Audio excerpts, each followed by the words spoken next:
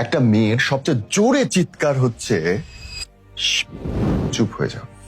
একটা মেয়ে যখন চুপ হয়ে যায় তার মানে হচ্ছে তার চিৎকার করার আর শক্তি নাই, তার আর কোনো শব্দ নাই প্রতিবাদ করার, তার আর কোনো শক্তি নাই সম্পর্ক ঠিক রাখার। তখন তার ভেতরে যে অনুভূতি হয়, যে আত্মচিৎকার হয়, পাগলের মতো যে শব্দ করতে থাকে, সেটা বাইরে বেরোয় না, জাস্ট জিপ আপ হয়ে যায়। আমি অলওয়েজ বলি, কোনোদিন কোনো মেয়ে পৃথিবীর ইতিহাসে আজ পর্যন্ত প্রথমেই পরকীয়ার দিকে যায় নাই। সে প্রত্যেক দিন ভালোবাসার দরজায় কড়া নাড়ে, তুমি দরজা খোলো, আমাকে শোনো।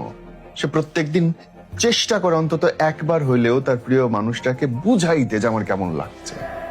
সে চেষ্টা করে হাত ধরে, পা ধরে, কান্নাকাটি করে, জিদ করে, রাগ করে, যে আমাকে বুঝতেছো না কেন, I need your time, I need to talk to you. বলতে বলতে, করতে করতে, যাইতে যাইতে একটা সময় গিয়ে আর শক্তি থাকে না, চুপ হয়ে যায়।